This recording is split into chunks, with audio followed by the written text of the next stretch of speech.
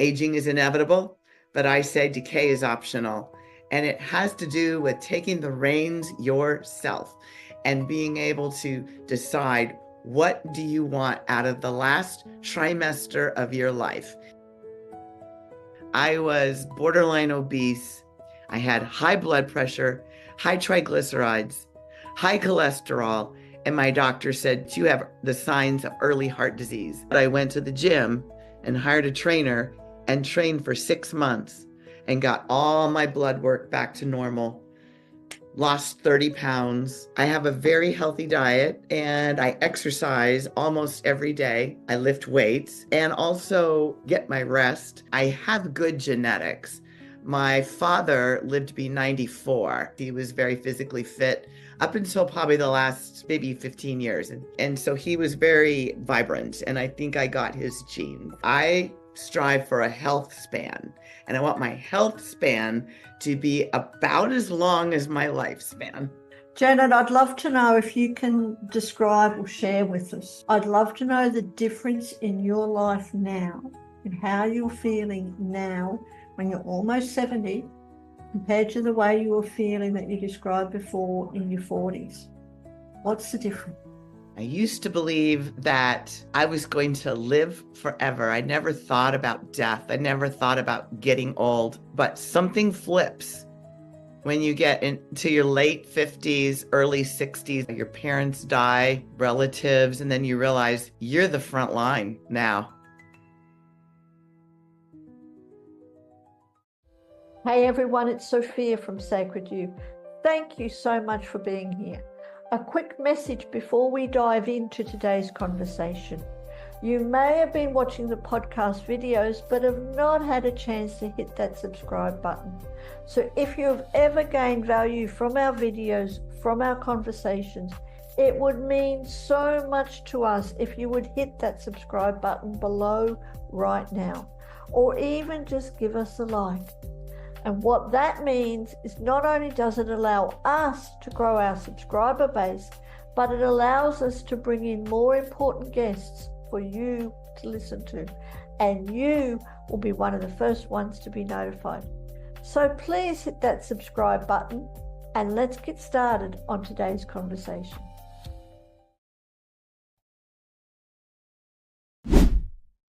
Welcome to the Pathways to Wellbeing podcast. My name's Sophia from Sacred You, but with me today, I'm really excited that this beautiful Janet is joining us on our podcast to talk to us about healthy living and how we can live a nice long age. So welcome, Janet. Welcome. Thank you so much. You're welcome. Janet, you are a healthy advocate. And not just for health, but for being healthy in our long age, to living a nice long age and being really fit. Not only are you that, you're a national champion bodybuilder, which I really want to get to know, and a fitness coach in your 60s. No one would believe it. Can I just say congratulations?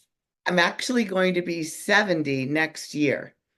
No one would believe that. I want to know more, because you've also overcome a health crisis in your 40s. Yes. Tell us, what led you to explore this path and to get to where you are now? I think that it's interesting to note that when you start a path for someplace new, you don't really know that's what you're doing completely or exactly where it's going to take you. All I knew was that I had to change everything. I had to change everything about the way I was living my life. I needed to reduce stress. I needed to feel more in control of my career. I needed to start eating more healthfully. Needed to start exercising and getting better sleep, and all the habits went out the window. When I was a young woman, I started out life very healthy, but then I got into a really high-powered career and I loved it and I was good at it and I was rewarded for it. So who doesn't like that? But if you spend 20, 25 years serving and doing and going and never going inside and taking care of yourself, it'll come back eventually. It will stop you short without any warning. So that's what happened to me. And then I changed my trajectory at that point. Yes, and thank you for sharing that. I mean, it happens to so many people, without getting into your personal things. We start off life full of vitality, thinking nothing's ever going to happen to us, and this, and before we know it, life has caught up on us. We've gone through our teens and our 20s and our 30s, and then we get a little bit older, and it's, oh crap, what happened? Exactly. So, and many people associate aging with decline. Yes. They accept that, oh, I'm getting old now, it's too late. I can't do anything about it. I know quite a few women who have that thing. I can't do anything about it. From your experience, why do people struggle with embracing aging as an opportunity to transform not just our lives, but our bodies as well? Oh, I'm so glad you said it like that. That is beautiful. I should quote you because that's exactly what happens. We accept a narrative because of seeing the older people ahead of us, the generation that precedes us, and we see them getting frail and weak and struggling with sickness or illness and think, oh, I sure don't want to be old. Please don't let me be old. And yet there is no stopping it. Aging is inevitable, but I say decay is optional. And it has to do with taking the reins yourself and being able to decide what do you want out of the last trimester of your life. We talk about longevity as being this thing we strive for. But what if all those years in that health span, some of them are just at the end being very sickly and miserable? So I strive for a health span, and I want my health span to be about as long as my lifespan. I love that. Your health span to be as long as your lifespan. Why not? Why not? We have this opportunity. We have a choice where we can be as healthy for as long as we want. And I would be pretty well sure that if we had that attitude, that belief that our health span, I'm going to write that down, our health span is as long as our lifespan, then our lifespan would be so much longer. It's a joy too, because think about all the life you've lived, all the experiences you've had, all the things you've learned for what? So that the end last 20, 25 years of your life, you can just blossom. You can enjoy the fruits of that. And now you're a full-fledged person, completely formed because of all of your growth experiences, and then you get sick and die instead of that's not the way to do it. You want to live as long as you can and enjoy that the beauty of what you've become. And all of us have a beauty that we need to experience and be able to inspire others to do the same. The friends of yours who are saying, wow, it's too late for me now. It's never too late. You have a shorter runway, but it's not too late. You're incredible. Can I just really honor you for a moment? Just to take a moment, just to really honor you. You are an inspiration. You're there, as you said, you're going to be 70 next year, and you certainly don't look 70. And I'm going to ask you a very honest question, Janet, if I can. I know we're on a podcast, and of course, it's up to you to how you answer it. But I would say you've never had any work done either. No, But no. I'm getting see, I've got little jowls here. I'm like, oh, look, there they are. Those are my mother's jowls. I have the neck, everything. No, I don't. I have a very healthy diet and I exercise almost every day.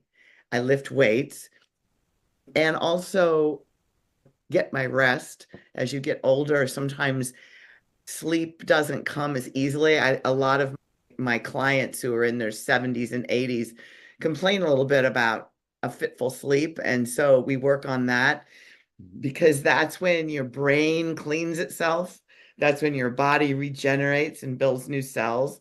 And you need to give it the time to take care of that and not cut that short. So that's also good. And I have to be fair. I have good genetics.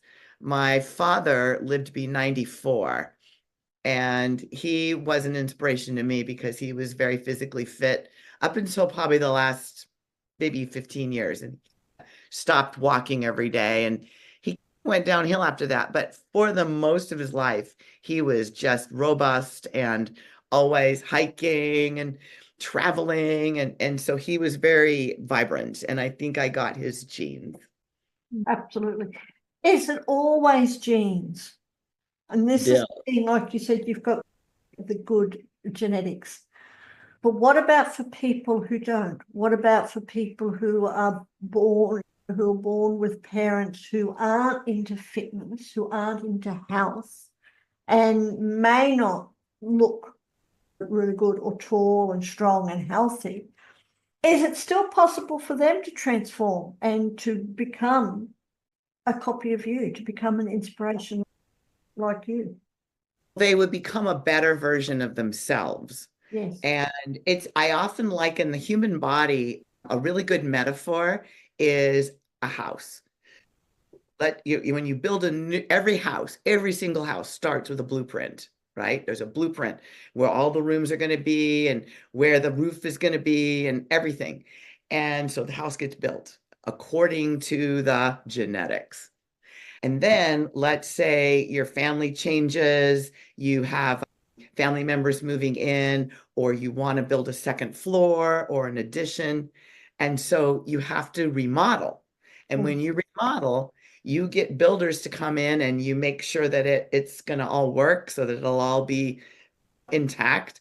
But it's not, and when the remodeling is done, it's not the same house that it was when you first started. And possibly you've upgraded, you've got new fixtures, new appliances, new washer and dryer, new dishwasher, whatever. And you can make this newer house out of an old footprint that you started out with. Now, it may seem a little simplistic because obviously we are biological beings. So there are some things that come up in our lives that we don't control. But the better we take care of ourselves, the more resilient we are to fight that cancer diagnosis or to be able to deal with some kind of inflammatory disease or something. Everything that we do affects our entire body, and it makes it so that it's easier to heal from it or not suffer so much from it or be able to conquer it. And the idea though is to start as soon as possible, because if you can put off the onset of any serious illness as long as possible till the very end, then that means you get all those years of vibrant living. But if you happen to get one of those cancer, heart disease, dementia, or diabetes before that later age, then you will be better equipped to fight it, to conquer it, or to keep it in check so that you still have a large quality of life. And again, I totally agree with you, and I would be pretty well assume that you have a very high quality of life and stuff. I do enjoy my life a lot, and I found that I didn't really appreciate it until I got into my 60s.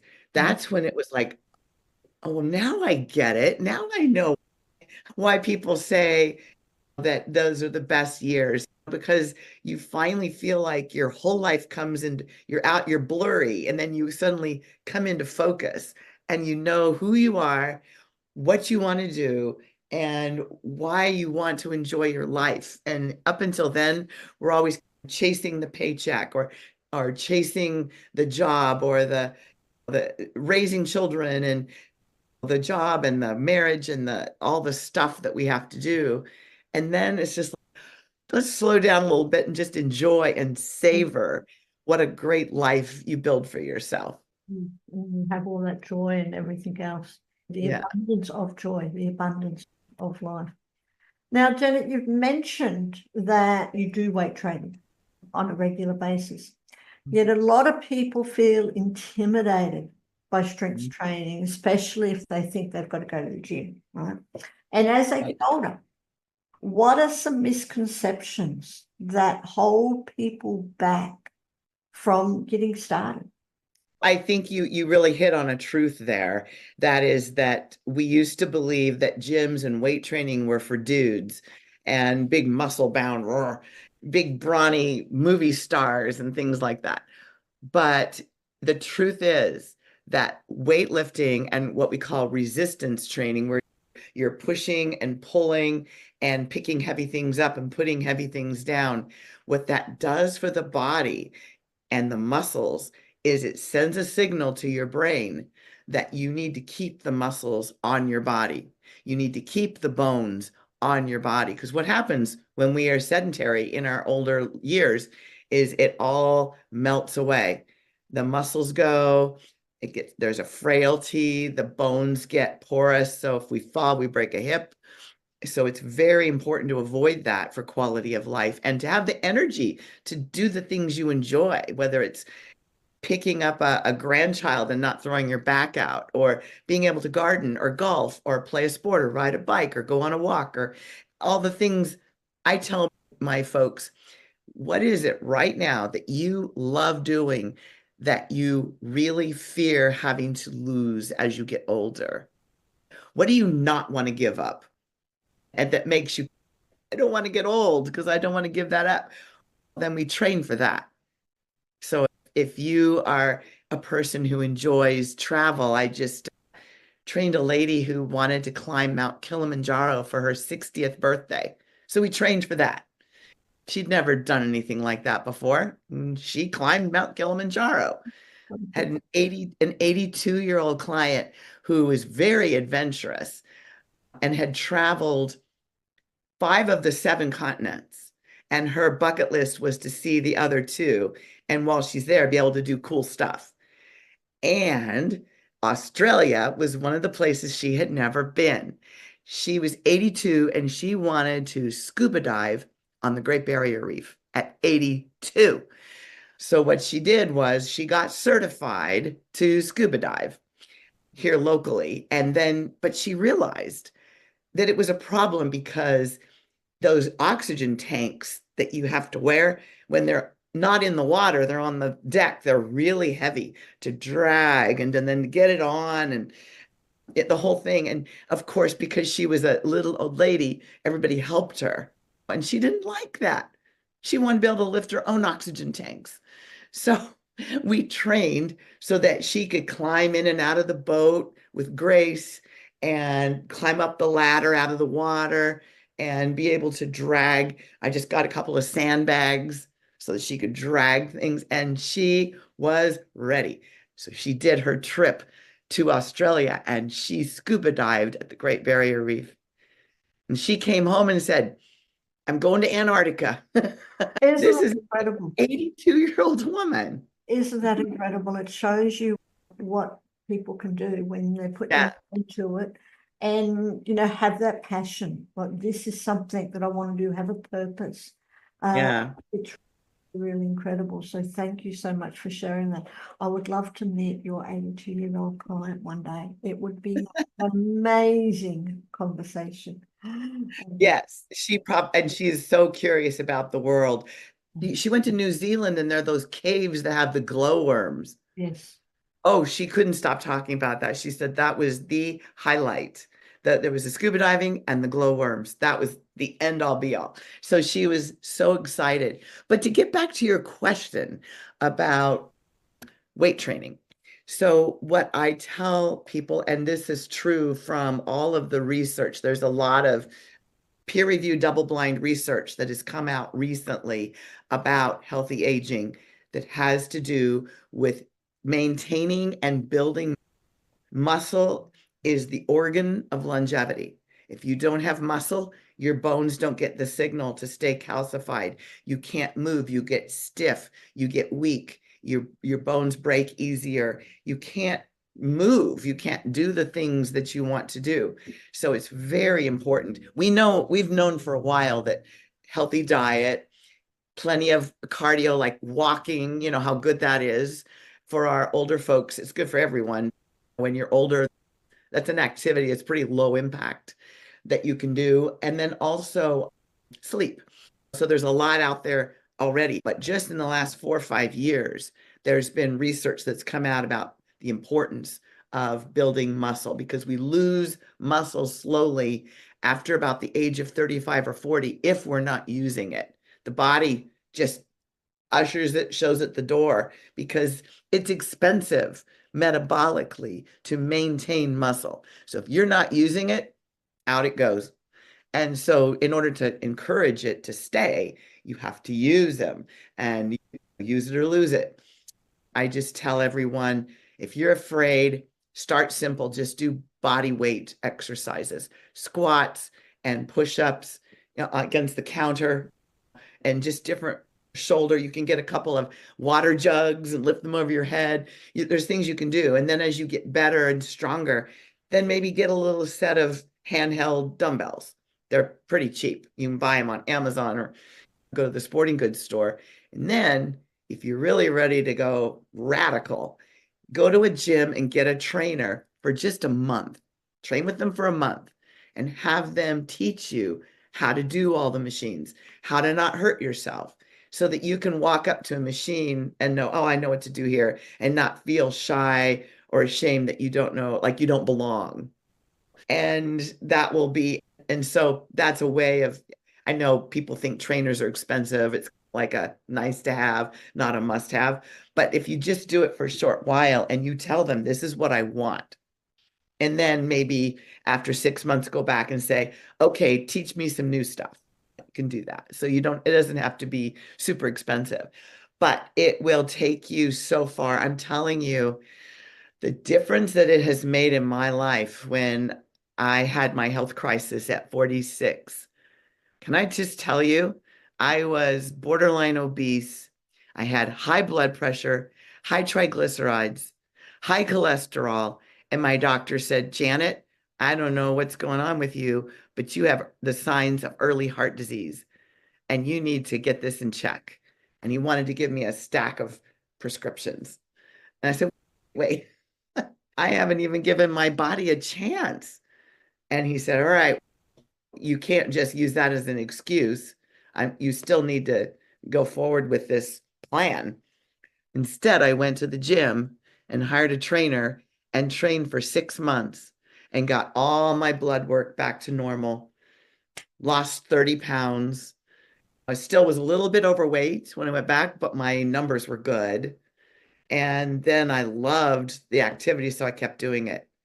And eventually, then I became a competitive bodybuilder. And that changed everything.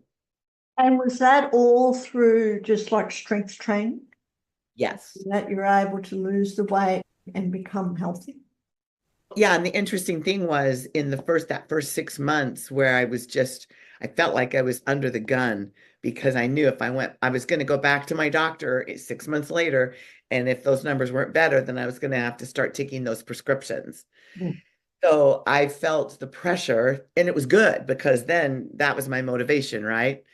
But I didn't change my diet at all. I still just ate whatever I wanted, and no plan, no strategy, just exercising 3 days a week at the gym with my trainer. And then, so I got to the point where I was off the hook with my doctor, but then I was like, I looked around and there were these two ladies training near me with another trainer at the same time of day. And they looked incredible. Girl, they were just lean and they had little washboard abs and sculpted shoulders. And then I noticed they were lifting the same weights I was lifting. They were curling the same dumbbells. They were pressing the same bars, same weight, but they looked like that. And I looked like fluffy me. I was better, still on the fluffy side. And I asked my trainer, this isn't fair. Look what they're doing. I'm doing the same thing, but they look like that. And he said, oh, Janet, they're getting ready for a bodybuilding show and they have to be on stage in 5 weeks. So they have to eat strategically. And I'm like, do you mean to tell me that the only difference between me and them is what we're eating?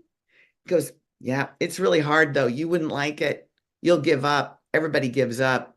They didn't. Give me the diet. And he was like, oh, he was worried I would fail. I would get discouraged and I would quit. And he didn't want me to quit because I'm a good client. So I said, no, I'll leave if you don't give me the diet. I'll find somebody. So he got the diet put together for me. And it was just very healthy, but very strict. There's no birthday cake, no Chardonnay. Birthday cake and Chardonnay were off the table. And then a year later, I was on my first bodybuilding stage. Yeah. Wow, amazing. And again, congratulations. And I'm going to say it a few times, but you are amazing. You are an inspiration, Janet, for all the Thank women out there who think, who look at aging as you said, declining. We can't stop the aging process, but No. we're totally in control about our health. It Yes. doesn't have to be doom and gloom, and we're going to Right. end up in a aged care facility or in a wheelchair or something. I'd love to go into, the brain, cognitive decline, because in today's world, and I'm sure it's the same in America, I've noticed a dramatic increase in Alzheimer's and dementia and things, and so many people fear it. Yes. Losing their memory and having that brain fog. Again, like I talk to people who have got a bad memory and they go, it's just aging. It's aging. It's a sign of aging. But what's the major reason that people unknowingly accelerate the decline of the brain, of the gray matter? And what can we do to slow it down? Yes, it is becoming more and more common as our society, as a global thing, has become more sedentary. And we have more labor-saving devices. We have more refined foods. We have a lot of the things that our forebears did where they had to stay really active and they ate whole foods because that's all they had. They didn't have Kentucky Fried Chicken or McDonald's or anything like that. And so they aged fast because of hard life, like overworked hard life. We, on the other hand, have soft lives in comparison. And so we age out of too much comfort, too much ease. And so we've got to inject a little bit of challenge, a little bit of difficulty into our lives to keep us sharp. So this is a very important question. It's at the heart of what I'm working on right now, which is I have a talk that I give about how the brain benefits highly from exercise and especially resistance training. So what happens is when you exercise, when you carry those groceries up the stairs or you bicycle down to the shops, your body is creating this thing. It's a hormone called brain-derived neurotrophic factor. It's a long name for a hormone that creates this environment in your body that makes everything new. So it makes the muscles stronger, but it doesn't stop here. It doesn't just happen down here. It happens up here. It affects your whole body. So not only do you have cell turnover in your muscles, in your skin, in your bones, but you have it in your brain. So while you're sleeping, if you have activated brain-derived neurotrophic factor, then what happens is while you're sleeping, your brain slowly fixes all of the loose connections, all carries away all the toxins, the garbage that builds up during the day, sweeps it away. Like the night work or the night shift, they come in and they fix what's wrong while you're sleeping. And so you get renewed each day back to close to where you were. Whereas if you don't create brain-derived neurotrophic factor, then your brain slowly, the little connections break, and the little fibers break in there, the nerve connections don't work as well. You lose volume in your brain, so you have less to work with.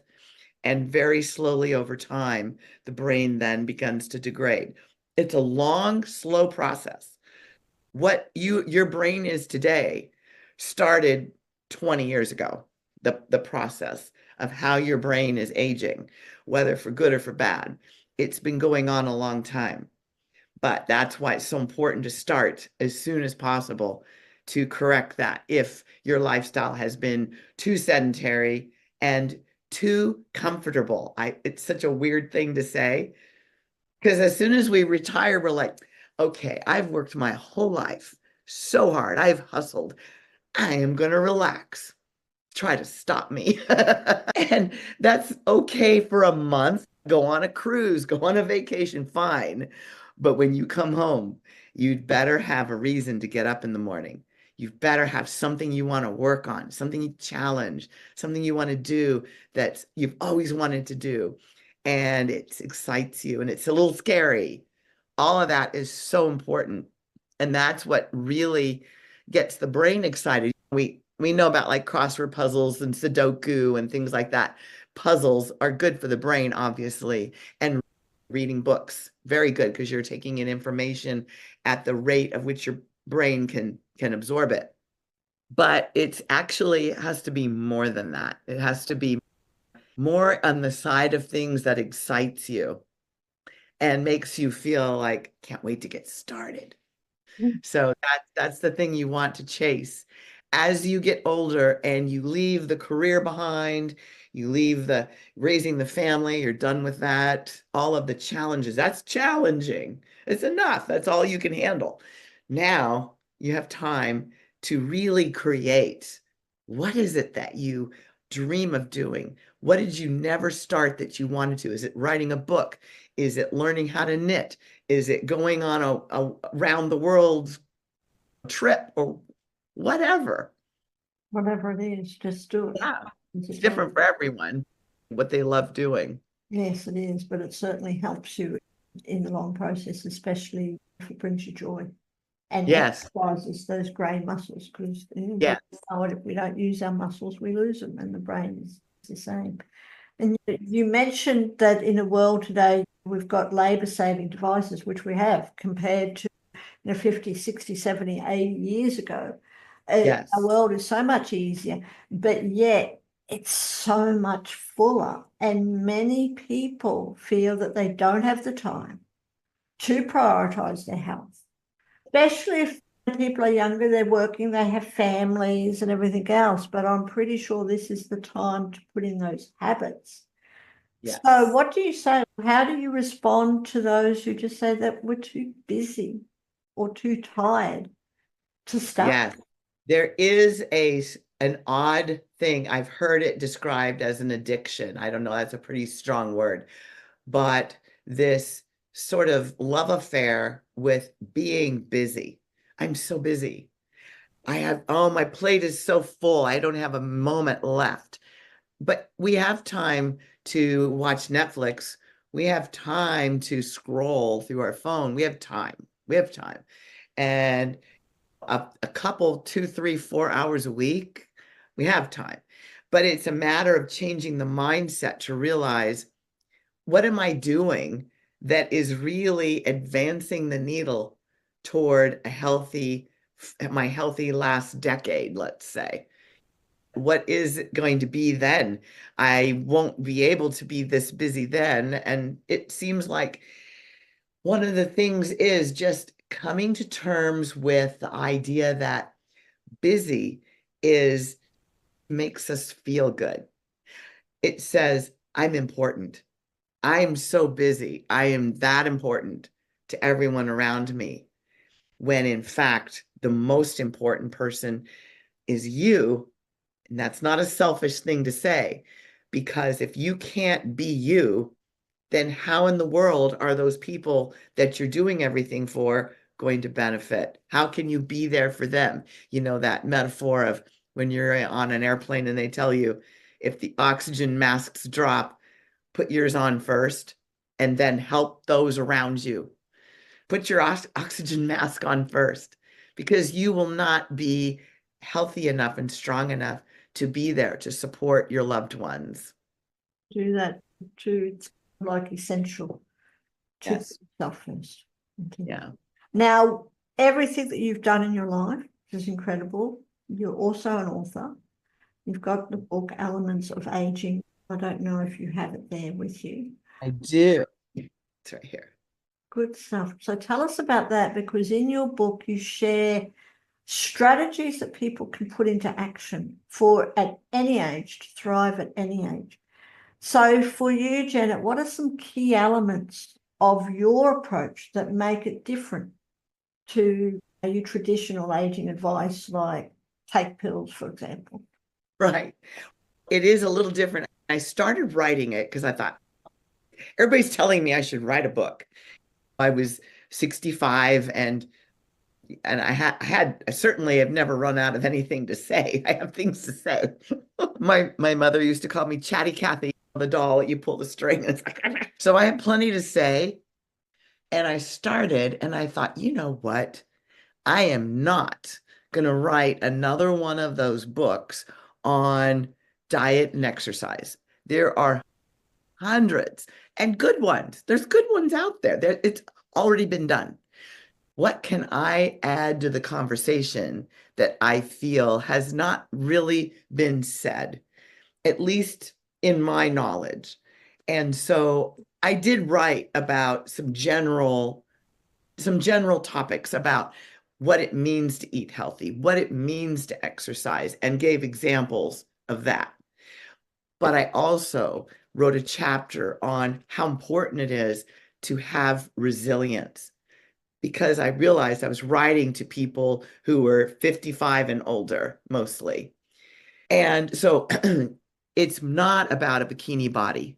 It's about having resilience to handle life with grace and with boundaries and with kindness, because you've taken care of yourself. You can be loving and kind to other people. If you haven't been kind to yourself, that's very difficult to do. And about how to form new habits, you know, that the saying about you can't teach an old dog new tricks. Well, yes, you can, but there's a certain way to do it. So it's about making new habits, standing your ground, having boundaries so people don't take advantage of you. And you know who you are. When you hold a boundary, that is saying, this is who I am. I can give you this and this, but this is where it stops. So that you take care of yourself and you don't run yourself ragged. And I tell my story in it too. So it's all of those things. So it's partly physical, like diet, exercise, but not like Jane Fonda's workout book. It's not like that. And then about habits and resilience and having boundaries and what it means to be healthy after the age of 60, from 60 to 100. And I'm certainly going to be looking at it and reading it myself. And for everyone who is watching or listening to this podcast, do yourself a favor and click on those links below and get yourself a copy of Janet's book, because the links are there. It would be very interesting and, again, very inspirational. I just want to thank you, Janet, for bringing this to the world. Thank you. If we could I just appreciate that. It's really true. And I'm sure, if we can just help you to touch the lives, our mission is to touch the lives of women, right? Yeah. But even if it's just one, and the ripple effect of that with families and friends and everything is incredible. So just thank you, really, from the bottom of my heart. Thank you. Thank you. I appreciate your words of kindness and support. It's not a problem. Now, another word that I've noticed recently, people are talking about hacking and biohacking, and there's an awareness about that. But yet other people feel overwhelmed. You've got to do this, you've got to do that, you've got to do this, you've got to hack into this and hack into that, and not Yeah. it's not hacking into computers, but basically hacking into biohacking. Tell us about that, and how can we simplify our approach to taking that action of biohacking into our life? I think, yes, you're right. There is a lot out there now. Some of the technologies that are entering the marketplace, and they can be helpful. The smartwatch that tracks your heart rate and your blood pressure and your sleep. They have the Oura rings that you can wear that will give you software to show you the quality of your sleep and where, so you are more aware. We have blood sugar monitors that you can actually wear, like a lot of wearable technology. It's cool. And if it's not necessary, but it's a way of, I think it encourages people to be just more aware, like they realize that when they eat a certain food that they thought was healthy, and then they see that it spikes their blood sugar a lot, then they will, oh, maybe instead of apple juice, I should eat an apple. You learn the difference really quickly of things like that. Also, people ask me a lot about supplements. Which supplements should I be taking? And my answer to that is supplementation is exactly that. It's meant to supplement the great habits that you already have nurtured. So the big rocks that you want to take care of first are eating nutritious whole foods, the Mediterranean diet. If you're keto, go that way, but it's not necessary. You can eat carbs and still be healthy. And eating plenty of protein, especially for us women. Having enough protein is how the body is able to build muscle. If you exercise, but you don't eat enough protein, the body's going, that was great, but I don't have any Legos to put together to give you muscle. So taking care of exercise, nutrition, and making sure that you guard the edges of your sleep so that you're doing all the things to support a nice, healthy, restful sleep. And you do those things, then the supplements are just extra. And in that case, it's just whatever your blood work may say you're deficient on, maybe vitamin D or perhaps the omega 3s or B12 or something like that. But for the most part, they should be an afterthought, and that it's the big habits that really drive the bus. I totally agree with you. I totally agree with it's the habits of getting into and eating healthy. And even though we live in a world today, and I'm sure it's the same for you in America and in Australia, we can even eat organic. I eat organic as much as I like. I go to the markets every 2 weeks and I love my organic food. But our food is very deficient Yes. in their vitamins and things, so we can supplement them. Yes. But Yes. eating healthy certainly helps, and eating fresh food. Fresh food. So thank you. Fresh food that you cook yourself That or we prepare. ourselves, not the cardboard, as we say, or processed. I can't believe, or I know there's one saying, if your grandmother never ate it, why should you? Yes. But I really can't believe how much today is that it's pre-packaged meals that have got nothing in them. The more we have that, the more we are getting not just in deficient in nutrition, but in time. We think all these are time savers, but we're actually packing so much more into our lives, making time go faster, and we're not being able to take time for ourselves. No, yes. Oh, I was just going to say, reading those ingredient labels. I've done a couple of videos on that on my YouTube channel about looking at, don't read, I mean, the front of the label is going to get you to want to buy it, and it doesn't have to tell the truth. It's the back side with the ingredients. That's where the truth is. Exactly. Yes. Would you feed that to your child? It's so many chemicals. I know. You've also talked about micro workouts as a way to fit in fitness to a busy life, because we live in a world, like we talk about, that everyone is busy. But can you give a personal example? You've talked about doing getting dumbbells and stuff. But if you're sitting at a desk all day, for example, someone sitting at a desk all day, how can we incorporate a micro workout that is really going to benefit us into our daily life of sitting at a desk? What do we do? Some of the basic movements that are super powerful. One of them is something I call a chair squat. And that is where you can actually do it at your desk. If you can take a little 5-minute break, excuse me, you can. What you do is you plant your feet flat on the floor and you stand up and sit down. Stand up and sit down.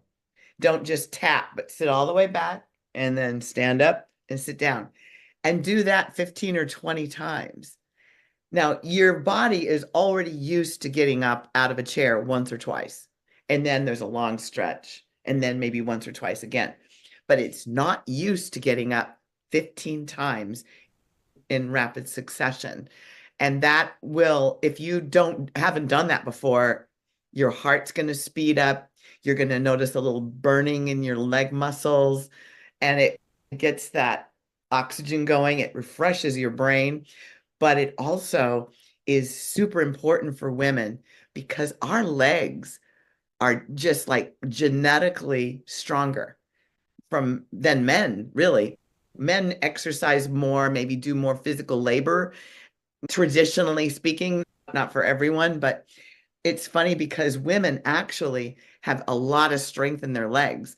It is been that whole idea of being ready for childbearing, to have that weight on nestled into the hips and to be able to walk, right?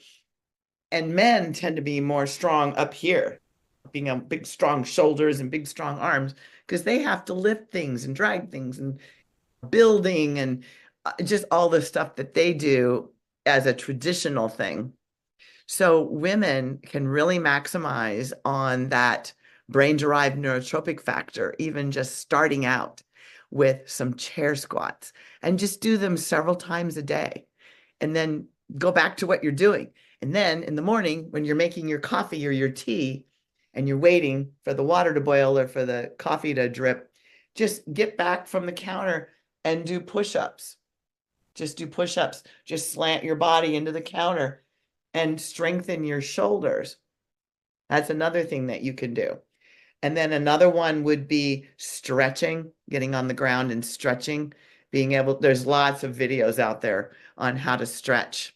Or yoga or Pilates classes are great for that too, if you want to make it more of a regular practice and you have the time for that. But if you're in a rush, those are the counter push-ups and the chair squats are a really good place to start.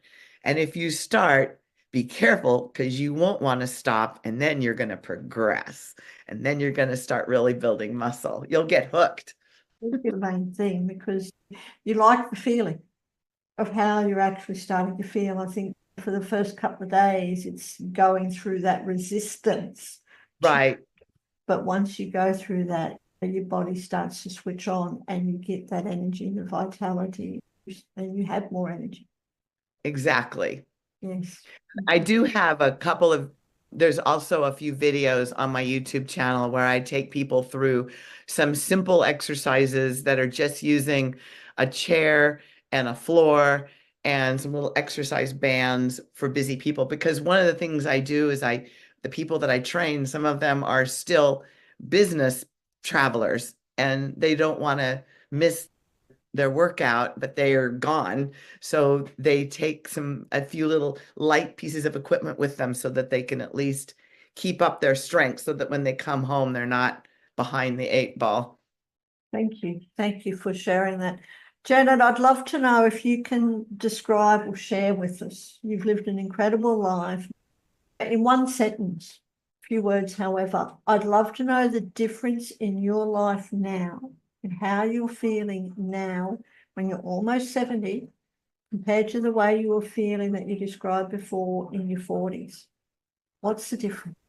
I used to believe that I was going to live forever. I never thought about death. I never thought about getting old. but something flips when you get into your late 50s, early 60s, and you start to, your parents die, relatives, and then you realize you're the front line now. You're the next one. And it's sobering and a little scary if you really catastrophize a little too much about it. I say that people are more afraid of getting old than they are of actually dying because of the things they don't want to give up. But if I were to sum up how I feel now, my mission is to rewrite the rules of aging. I love that, to rewrite the rules of aging. It's really That's what I'm here for. and know that you're actually doing that. And if Sacred You can help you in your mission, we would be honored to do that, because I said you've got you've lived an amazing life. You are an incredible example and such inspiration. And I'm pretty well sure if I was a gambling person, which I'm not, but you never know, I would put a bet that you would be living well into your hundreds. In fact, I'm pretty sure that I'm going to be hearing about Janet in the news of breaking the world record for living the oldest, and it's incredible. Thank you. Before we wrap up, Janet, is there any other question that I could have asked you? And how would have you answered that? No, I just want you to follow me around for the next week and tell me all these nice things. Like everybody should be told that they're special, and you are special in your honoring of the space and the time to be able to let somebody give their story. And I can see why your tribe is so faithful and enamored of you, because you really do exude this sense of community and kindness and really knowing how to highlight the things that are important to pay attention to. And I so appreciate you. Thank you. Thank you ever so much. And likewise. And I'm actually, if I can do whatever we can make it, I'm going to come over to America and meet you and give you an amazing hug. And just so please do come back. You are, like I said, you are the walking advertisement in a way of living a pathway to being. We are really honored to have you on our podcast today, and I would love you to come back. It was my pleasure. For everyone who is watching, again, do yourself a favor and click on those links below. Reach out to Janet. Janet, do you do discovery calls? Can people connect with you? We will be putting all your links below, but you're open to the conversation. Yeah, the best way probably to reach me is my email address, because that's real personal. I have my LinkedIn, which of course you can private message me on my LinkedIn, but the email is probably more quickly accessible. And I'll make sure that my YouTube channel is in the show notes. I'll make sure that you get that too, because I have been sharing. I started it in January, and I've been putting out a lot of content that is apropos to what we're talking about, that, but it dives deeper into each area. So I think that your viewers might like that. Thank you. We'll certainly will be putting them down below this video and the podcast. So again, click on those links, reach out to Janet, have a conversation. It doesn't matter what age you are. It is never too late until you get in that box, which you don't want to get in that box really soon. So it doesn't matter what age you are. It's right. We have the opportunity to transform our lives, and it just starts with those small steps that Janet's also shared. So thank you, Janet. You're so welcome. I really enjoyed my time with you today. Wow, what powerful insights from Janet. Her mission to rewrite the rules of aging is a call for all of us to rethink what is possible in our own lives.